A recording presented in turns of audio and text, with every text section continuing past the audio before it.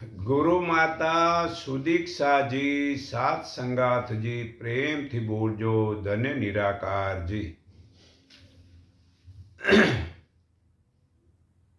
પોતાને, દેશને, સમાજને, કુટુંબને મજબૂત બનાવવું શું કરવું પડશે જેથી કલ્યાણ થાય? તો જેવું અન્ન તેવું મન, મન તેવી શ્રદ્ધા, ને જેવી શ્રદ્ધા તેવું જ્ઞાન થશે. તો જુઓ, એક ભારતની સ્ત્રી જીજાબાઈ વિચાર આવ્યો કે આ સનાતન ધર્મ લેપાઈ જશે, ખતમ થઈ જશે, તો પોતાનું, દેશનું, સમાજનું અને કુટુંબનું, દેશનું શું થશે?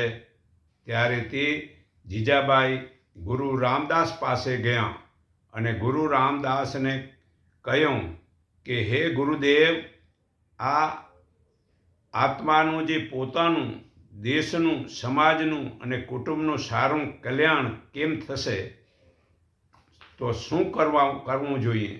ત્યારે ગુરુ રામદાસજીએ કહ્યું કે આ ગીતા લો અને તેને વાંચો, ને એ વાંચીને એવું વર્તન જીવનમાં ઉતારજે, તો તારે ઘેર એક મહાન શૂરવીર પુત્ર જન્મશે. તે પુત્ર પોતાનું, દેશનું રક્ષણ કરશે. તે ગીતાના આચરણથી તું એ સંતાનને કેળવણી આપજે. તો તે ગીતા કહે છે, સદગુરુના શરણે ગયા પછી રોગ મટી જાય છે, કારણ કે સદગુરુ મનુષ્યોના કરોડો જન્મના પાપ કાપી નાખે છે. આ ગીતા અધ્યાય 4, 35-36 પુરાવો છે. તો સદગુરુનું જ્ઞાન પામ્યા પછી તું ફરી મોહ નહીં પામે, તો તું બધા પાપીઓથી પણ વધારે પાપ કરનારો હઈશ, તો પણ જ્ઞાનથી સર્વે પાપ છૂટી જાય છે. પરંતુ સદગુરુ પાસે દીક્ષા લીધા પછી દારૂ, જુગાર, ચોરી, વ્યભિચાર, વેર, ઈર્ષા, સ્વાર્થ, લોભ વગેરે છોડી દીધું હશે, તો શુદ્ધ થઈ ગયા પછી હવે તમે જો કોઈનું ખરાબ ન કરો, તો આત્માજ્ઞાન પરાકાષ્ઠા પહોંચી ગયા પછી પણ તમે બીજાની લાગણી જો દુભાવશો, તો ફરીથી તો તમને રોગ થશે. માટે જાગૃતિથી વિચારજો કે તે તો ભૂલ મારી છે, સદગુરુનો દોષ નથી. તો દિવસમાં 90% ખરાબ વર્તન કરો છો, અને શા માટે સદગુરુના વચન પ્રમાણે ચાલતા નથી? સદગુરુ કહે છે, તું આ શરીર, મન અને ધન તે મને આપી દે.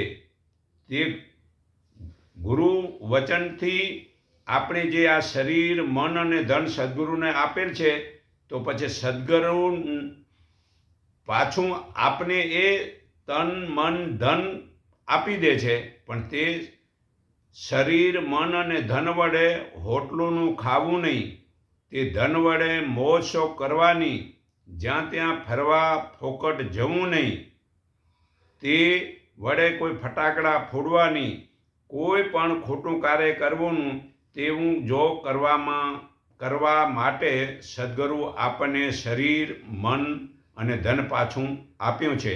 જો સદગુરુના વચન પ્રમાણે ચાલો, તો તમારો કોઈ વાંકો વાળ પણ કરી શકે નહીં.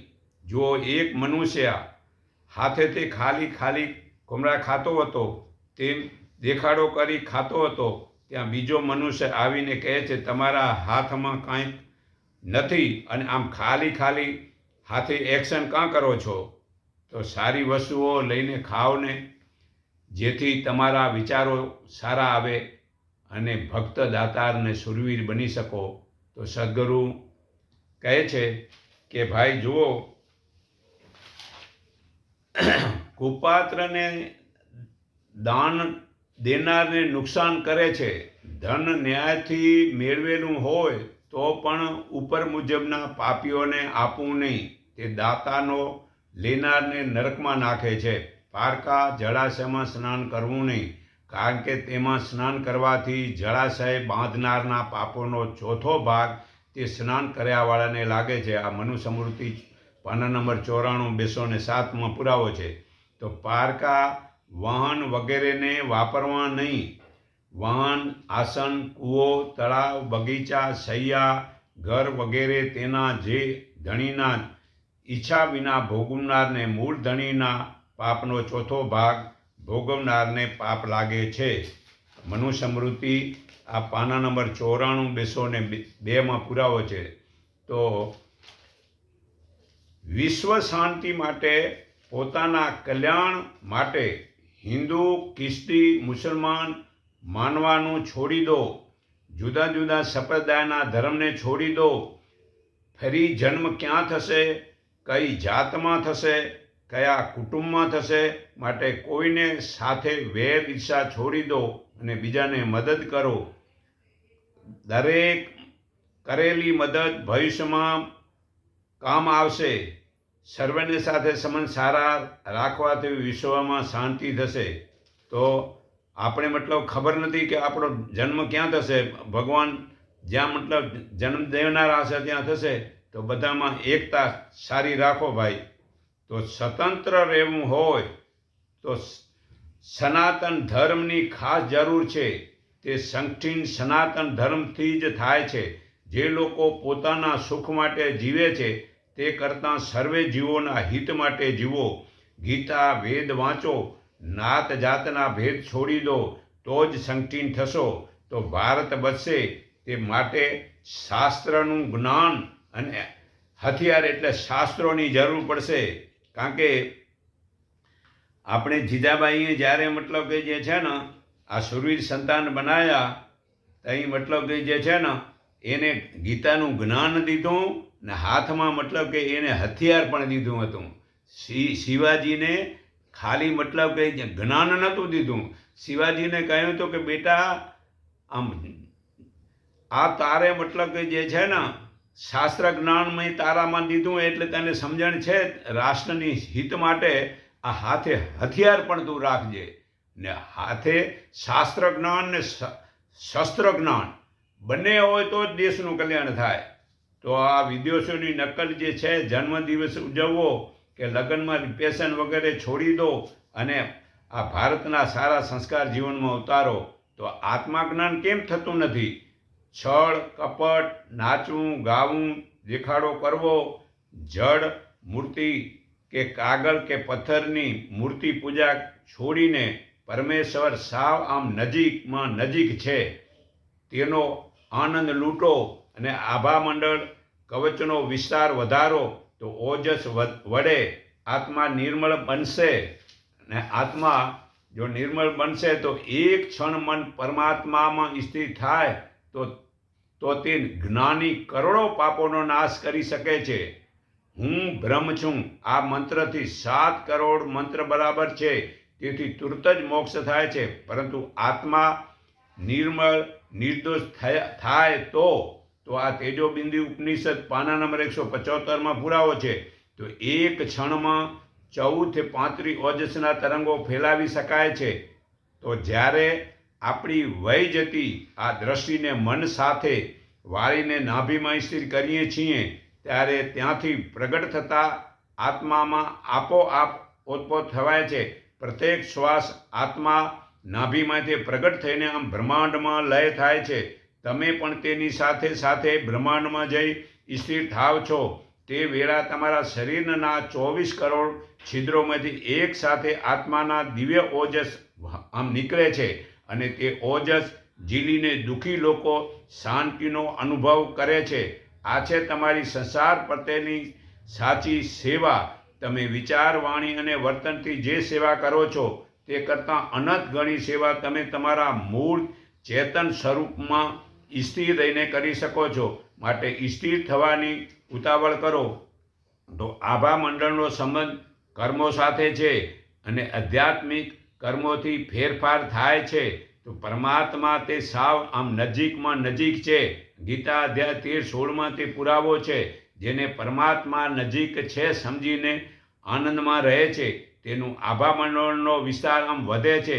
તો ધ્યાન વગેરેથી વિસ્તારનો વિચારથી આ યુદ્ધ ન થાય તો બધા લોકો સંપ્રદાયના કર્મકાંડ છોડી અને આ આભા મંડળના તરંગો જો વધારો તો આ ભારતની અંદર કોઈ પણ યુદ્ધ ન થાય. તે માટે સર્વેને વહેલા સૂર્ય ઉગે તેના પહેલાં ઉઠી જવાનું. અગર સૂર્ય ઉગ્યા પછી ઉઠશે તો પાપ લાગશે. આ મનુસ્મૃતિ પાના નંબર 39-221 પુરાવો છે. તો વિશ્વ શાંતિ માટે સ્વતંત્ર રહેવું તે બહુ સારું છે. તો આપણે ભોજન કોનું ખાવું નથી. પાગલ, ક્રોધી, લોભી, રોગી,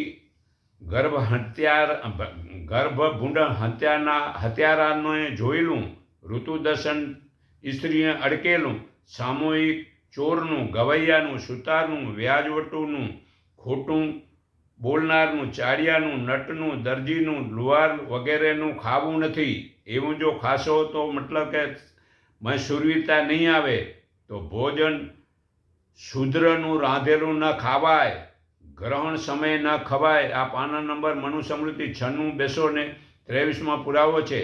તો દાન કરનાર તરી જાય છે, જળ આપનારો તૃપ્ત થાય છે, અનાજ આપનારો અક્ષય સુખ પામે છે, તલ આપનારો ઈચ્છેલી સંપત્તિ પામે છે, દીવો આપનારો ઉત્તમ આંખ પામે છે, જમીન આપનારો જમીન મેળવે છે, સોનું દેનારો દીર્ઘાયુ મેળવે છે, ઘર દેનારો ઘર મેળવે છે, ચાંદી દેનારો રૂપાળું રૂપ મેળવે છે,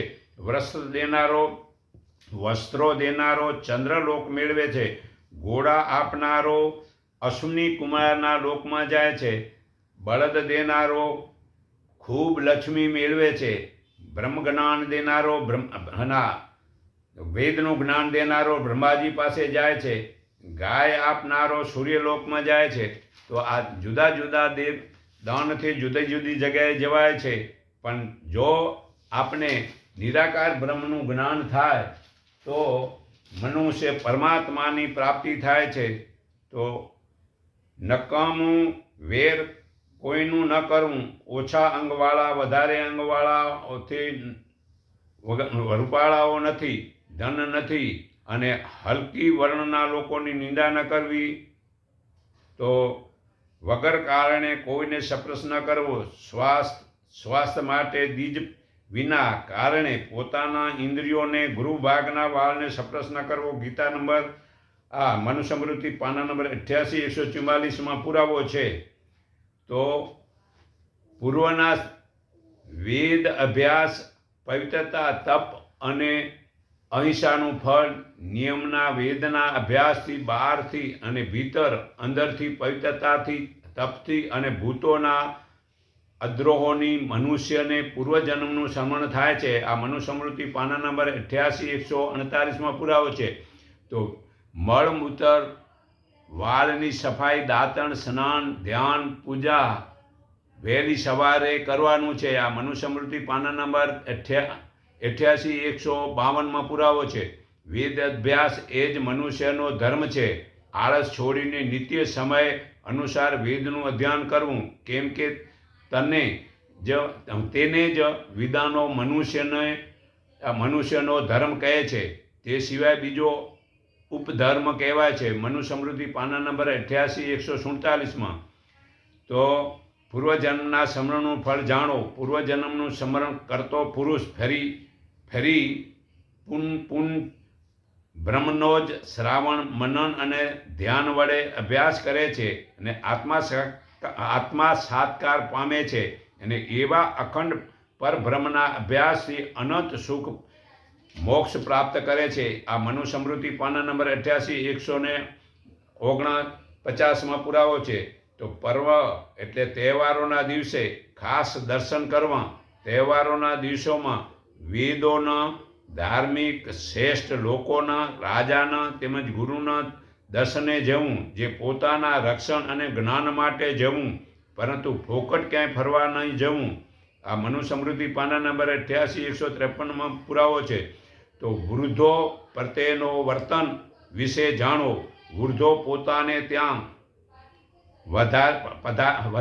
પધારેલાને અભિવાદન કરવું, પોતાનું આસન દેવું, બે હાથ જોડી પગે લાગી નજીક બેસવું, તેઓ જાય ત્યારે તેમને ઝાંપા સુધી વળાવવા જવું, તે જે આપણે સંસ્કાર આપે તે આપણા જીવનમાં ઉતારવું. તો આ સદાચારના પાલનથી ફળ મળે છે. મનુષ્ય સદાચારથી આયુષ્ય પ્રાપ્ત કરે છે. સદાચારથી ઈષ્ટ પૂજા લાભ મળે છે. સદાચાર વડે ખૂબ જ લક્ષ્મી મળે છે અને સદાચારથી અપલક્ષણોનો નાશ થાય છે. સદાચારથી 100 વર્ષ જીવે છે. આ મનુસ્મૃતિ પાના નંબર 88નું છે. કયું કર્મ કરવું ને ન કરવું જાણો. જે કર્મ કરવાથી પોતાના આત્માને પૂરેપૂરો સંતોષ થાય તે જરૂરથી કરવું, અને જે કર્મથી ઉલટું સંતોષ ન થાય તેવા કર્મને છોડી દેવા. પાના નંબર 161માં પુરાવો છે.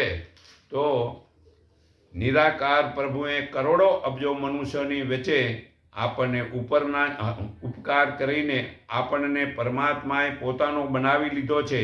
પણ આપણે તો હજી બીજા દેવી દેવતા અને સંપ્રદાયમાં જવાનું છોડતા નથી. તો આજથી નક્કી રાખો, હવેથી પ્રભુ એવી ભૂલ હું નહીં કરું. તો નિરાકાર પ્રભુને જે ઓળખે છે તેવા બ્રહ્મજ્ઞાની એક જ પળમાં નિરાકાર પ્રભુના દર્શન કરાવે છે. તે જ્ઞાન હાલના સમયમાં ગુરુમાતા સુધીસાજી આપે છે. તે નિરાકાર પ્રભુનું જ્ઞાન સંત પ્રકાશ નિરાકારી મંડળ ઇન્ડિકેપ 3 રસ્તા માયા સિનેમા રોડ, કુબેરનગર, અમદાવાદમાં મળે છે. રવિવારના સવારે હું સર્વના હૃદયમાં રહેલા પરમાત્માને હું મારા હૃદયના ભાવથી નમન કરું છું. એકને ઓળખો, એકને માનો, એક સંગઠીન બનો, સૌનું મંગળ થાવ, સૌ સુખી થાવ. એટલું કહી હું મારી વાણી વિરામું છું.